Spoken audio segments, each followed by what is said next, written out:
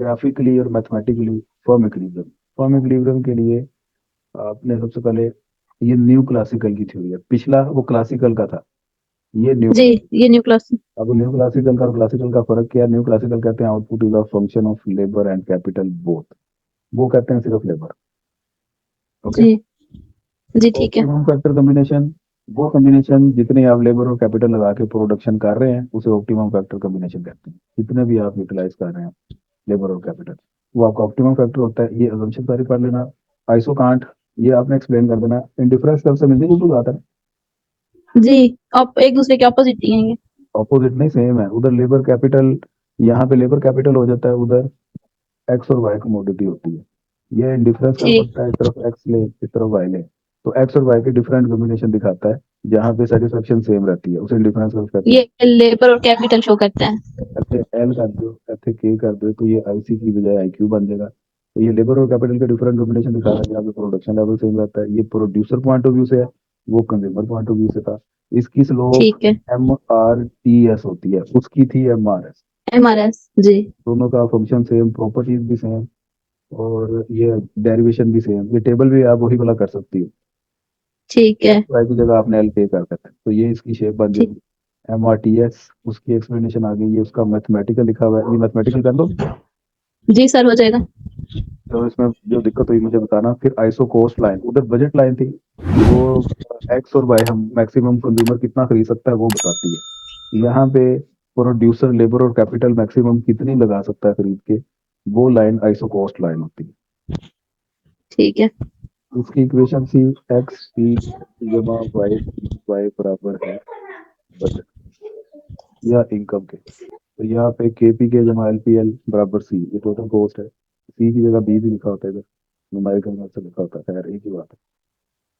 तो ये शेप बिल्कुल सेम आइसो कॉस्ट की और बजट लाइन की।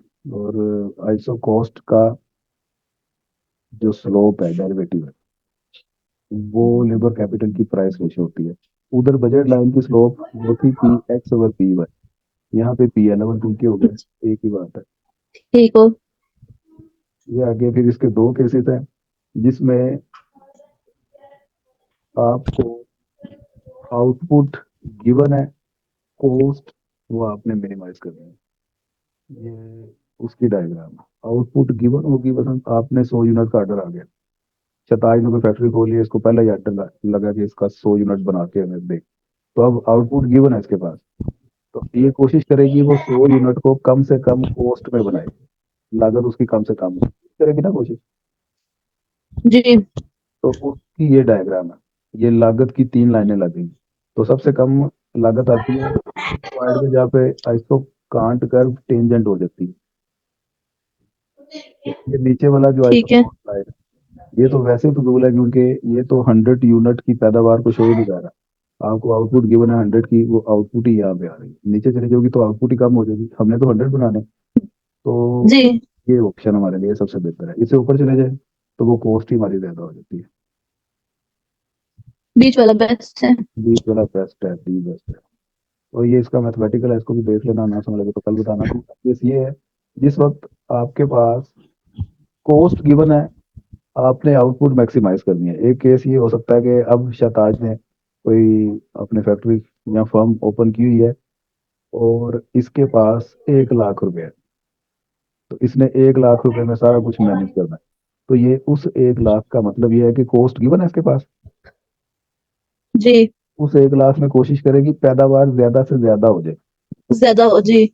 उस केस में ये डायग्राम बनेगी, जिसमें आइसो कॉस्ट लाइन एक ही है, लेकिन पैदावार 1 2 3 ये बन गई। तो ये ऊपर वाले, ये तो वैसे ही रेंज से बाहर है, इतने पैसे ही नहीं है शताज के पास, इसको तो वैसे ही वो बना ही नहीं सकती, इसको छोड़ के। नीचे वाले में प्रोडक्शन कम हो रही है। इस बारे में कम हो रही है, तो यही बेस्ट ऑप्शन है, इधर में अभी रास्ता इधर ही बेस्ट है। तो ये ठीक इसका हो गया। मैथमेटिकल है, इसको भी देखो। यहाँ तक काम कोप डगलास कल करेंगे, आज यहाँ तक ही रखो मेरा तो ख्याल। MRTS की हो गई है, उसके बाद ये आइसो कॉस्ट लाइन हो गई, ये आ गई मैथमेटिकल। पहला केस जिसमें कंस्ट्रेन आपकी आउटपुट आउटपुट। मैक्सिमाइजेशन जी। है। अच्छा जी, ये आपकी प्रोडक्शन फंक्शन है, कोव डगलास प्रोडक्शन फंक्शन यही है। According to Cobb Douglas output is a function of labour and capital, और आइसो कॉस्ट लाइन की इक्वेशन यही होती है। जी आउटपुट मैक्सिमाइज जब आपने करनी है, ऑब्जेक्टिव फंक्शन आपका ये है, ये ऊपर रखना है, और कंस्ट्रेंट जो गिवन होगी आपको वो आपका सब्जेक्टिव फंक्शन है, वो नीचे रखते हैं हमेशा। ठीक है। ठीक है।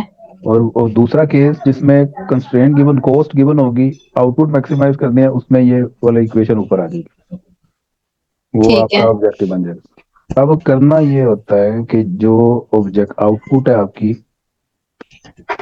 इसके एक मिनट, लैग्रेंजियन मल्टीप्लाई मेथड लगाया भाई यहाँ पे। ठीक है। लैग्रेंजियन मल्टीप्लाई मेथड का रूल ये होता है कि आपने इस क्यू को लेमडा से करना मल्टीप्लाई, उसे बोलते हैं जी लैग्रेंजियन मल्टीप्लायर। तो आपने जी उसको मल्टीप्लाई कर दिया, उसे इक्वल टू 0 ये पुट कर दिया। उसके बाद बनता है ठीक। Composite function. कंपोजिट फंक्शन बोलते हैं इस फंक्शन को, आपका जो कंस्ट्रेन है ये। अब कंस्ट्रेन आपने इस तरीके से बनाना है कि वो सारी चीजें आपने एक तरफ ले जानी है, like K P K plus L P L -c। Plus C equal to 0 करना होता है। ठीक है।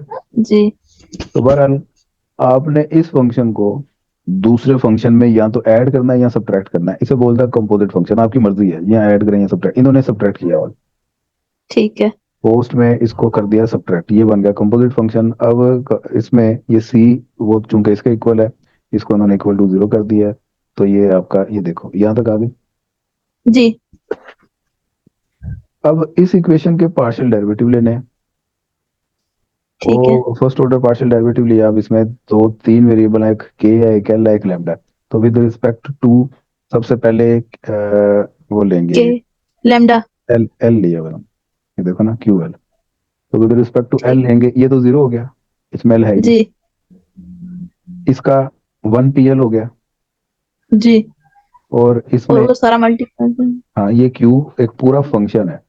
तो इसका 0 नहीं करना कि इसमें एल है ही नहीं है, इसको यूं लिखना है। जी ये हो गया फर्स्ट ऑर्डर डेरिवेटिव।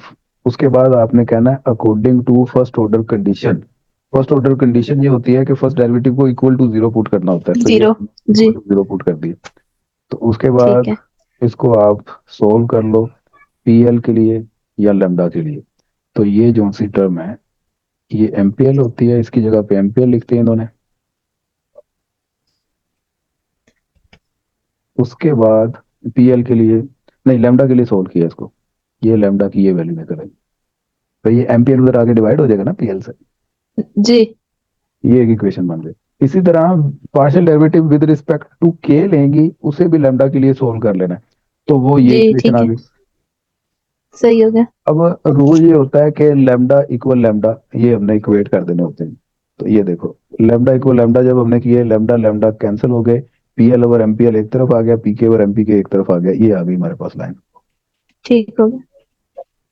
इसी को आपने, ये पीएल पीके सारे एक तरफ कर लो, ये पीके इस तरफ आके इसके नीचे आ जाएगा ये, जी और ये एमपी के ऊपर चला जाएगा। ये आपके पास फाइनल इक्वेशन आ गई इक्वेशन। फर्म इक्विलिब्रियम की, जिसमें आपकी आउटपुट मैक्सिमाइज हो रही है। अब दूसरा ठीक केस हो, जो सा था, उसका भी वो भी हो जाएगा अब। सिमिलर है। हाँ, उसमें ये देखो, कोस्ट को उन्होंने लैम्डा से मल्टीप्लाई किया हुआ है, उसके बाद इस कोस्ट फंक्शन को आउटपुट फंक्शन में ऐड किया हुआ है। यहाँ सब्ट्रैक्ट कर लो या ऐड कर लो, इन्होंने ऐड कर दिया। ये कंपोजिट फंक्शन बन ठीक। गया। कंपोजिट फंक्शन के partial derivative with respect to L K and lambda ये लोगे, तो लैम्डा की एक इधर से इक्वेशन बन गई, एक इधर से बन गई, लैम्डा इक्वल दोनों को लैम्डा। इक्वेट कर लेंगे।